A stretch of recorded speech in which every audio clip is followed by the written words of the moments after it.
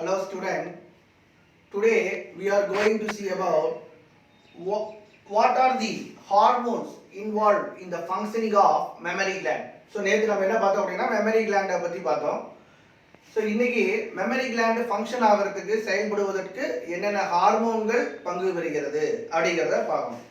So hormones involved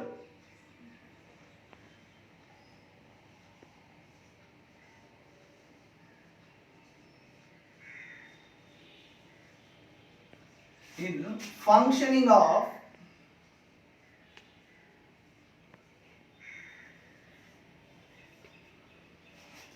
mammary gland.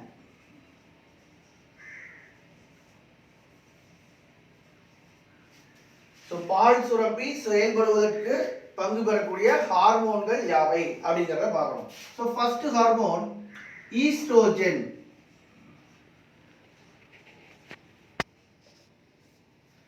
So oestrogen உடைய function என்ன அப்படி பாத்தீங்கன்னா it stimulate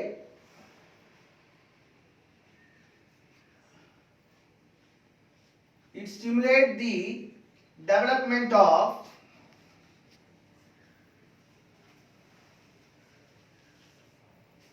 glandular tissue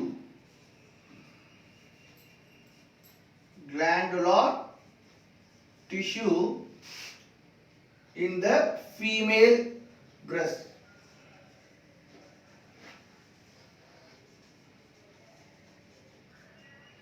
And it also causes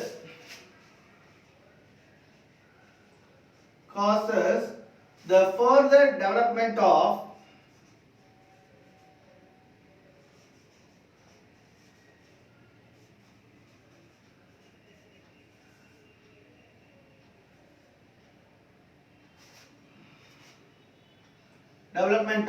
breast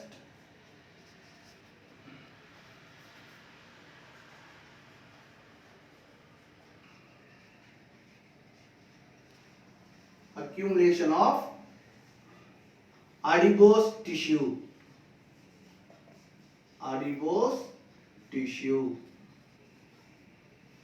So estrogen உடைய function இது ரெண்டு தான். அதாவது it stimulates the development of glandular tissue in the female breast.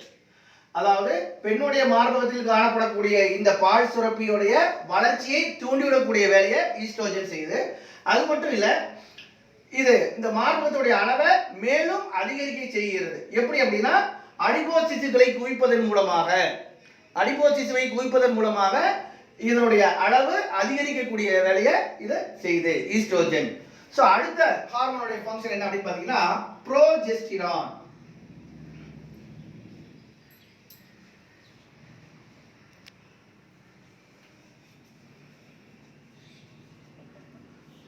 So progesterone உடைய ஃபங்க்ஷன் என்ன அப்படி பாத்தீங்கன்னா it stimulates the development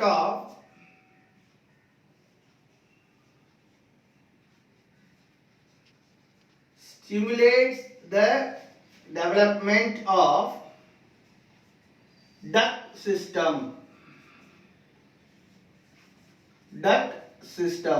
Next, it also enhances the further development of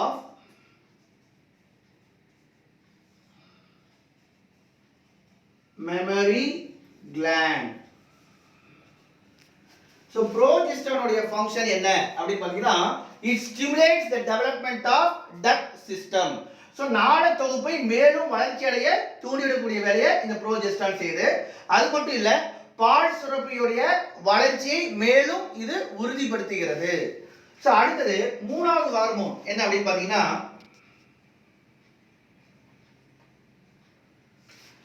அதாவது இந்த அடினோ hypophysis சுரக்கக்கூடிய prolactin.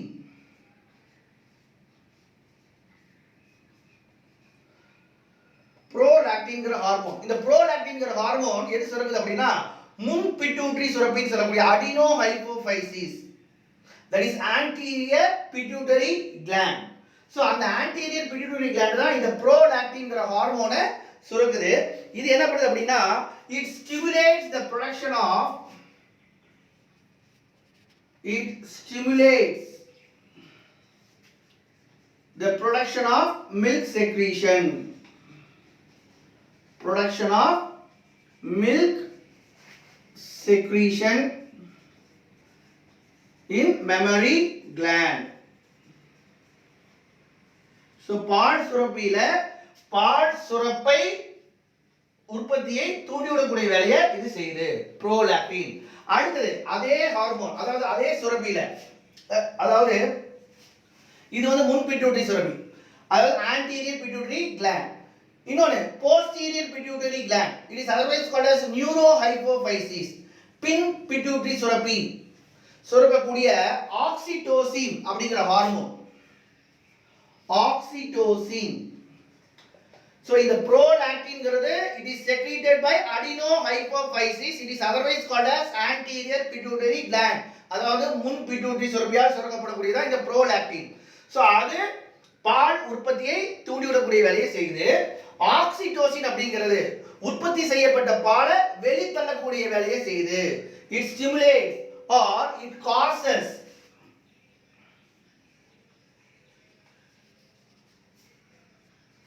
ejection of milk from the mammary gland.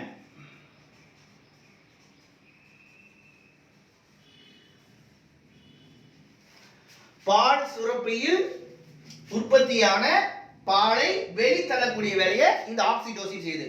This oxytocin is secreted by neurohypophysis. It is otherwise called as posterior pituitary gland. அதாவது பின் pituitary சுரப்பி. So அடுத்து நம்ம பார்க்க போறது development of mammary gland. இப்ப hormones என்னென்ன அப்படிங்கறத பார்த்தாச்சு. அடுத்து நம்ம பார்க்க போறது development of mammary gland. So பால் சுரப்பி எப்பொழுது வளர்ச்சி அடைகிறது? Development of mammary gland.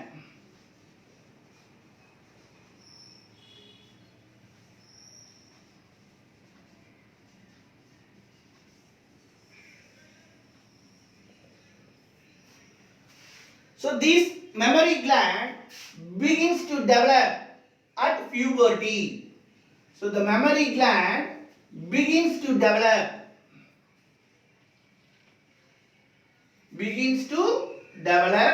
at puberty.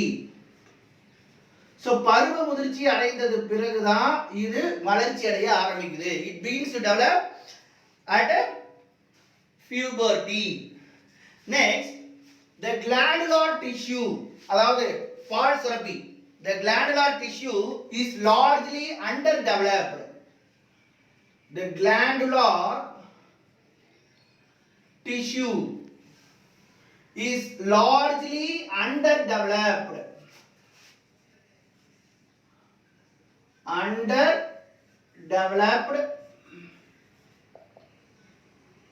In non-pregnant women. Non-pregnant women. அதாவது கருவுறாத பெண்களில் இது அதிகம் வளர்ச்சி அடைவது இல்லை. கருவுறாத பெண்கள், அதாவது glandular tissue is largely underdeveloped, சரியாக வளர்ச்சி அடைவதில்லை. யாருக்கு? கருவுறாத பெண்களில். சோ அடுத்தது வந்து பாத்தீங்க அப்படின்னா லாஸ்ட் பாயிண்ட், அதாவது அப்ப எது எப்படி வளர்ச்சி அடையுது அப்படின்னா the size of the breast, the size of the breast is due to the accumulation of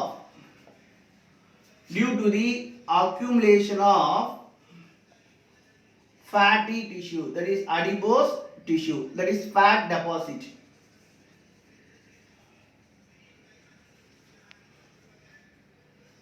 கொழுப்பு பொருள் படிவதின் மூலமாக தான் இதனுடைய அளவு, மார்பகத்துடைய அளவு தீர்மானிக்கப்படுகிறது.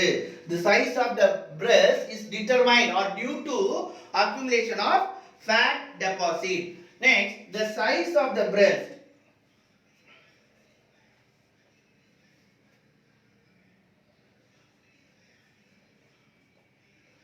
The size of the breast does not have an influence. does not have an influence on the efficiency of lactation. Efficiency of lactation. மார்பகத்துடைய அளவும் பால் சுரக்கும் திறனுக்கும் எந்தவித தொடர்பும் இல்லை. The size of the breast does not have an influence on the efficiency of lactation. Lactation. So is the development of mammary gland. The mammary gland begins to develop at puberty. பருவ முதிர்ச்சி அடைஞ்சதுக்கு அப்புறம் தான் இது வளர்ச்சி அடைய ஆரம்பிக்குது பால் சுரப்பி. அடுத்து the glandular tissue largely underdeveloped in non pregnant women. கருவுறாத பெண்களில் இது அதிகம் வளர்ச்சி அடைவது இல்லை. The size of the breast determines the accumulation of fat deposit. கொழுப்பு பொருள் படிந்திருப்பதன் மூலமே இது மார்பகத்தோட அளவு தீர்மானிக்கப்படுகிறது. அடுத்து the size of the breast does not have an influence on the efficiency of lactation. மார்பகத்தோட அளவும் பால் சுரக்கக்கூடிய திறனுக்கும் எந்தவித தொடர்பும் இல்லை. சோ நாம நேத்து பார்த்தது என்ன அப்படி பாத்தீங்கன்னா ஸ்ட்ரக்சர் ஆஃப் மெமரி கிளாண்ட்ல இது நம்ம பார்த்தோம். சோ இது மெமரி கிளாண்டோட ஸ்ட்ரக்சர். சோ நம்ம ஏற்கனவே இதுல என்னென்ன இருக்குன்னு சொல்லி பார்த்தோம். லோப்ஸ் இருக்கு. சோ இதுதான் பாத்தீங்கன்னா இந்த பிங்க் கலர்ல இருக்கிறது லோப்ஸ். சரியா? கதுப்புகள். இந்த கதுப்புகள் உள்ள பாத்தீங்கன்னா பல நுண் கதுப்புகள், அதாவது லோபியூல்ஸ். சோ அந்த நுண் கதுப்புகள் காணப்படுது. இந்த நுண் கதுப்புகளுக்குள்ளார லோபியூல்ஸ் உள்ளார பாத்தீங்கன்னா அல்வியோலை பிரசன்ட் ஆயிருக்கு. சோ அல்வியோலை அப்படிங்கிறது மீச்சிறு கதுப்பு.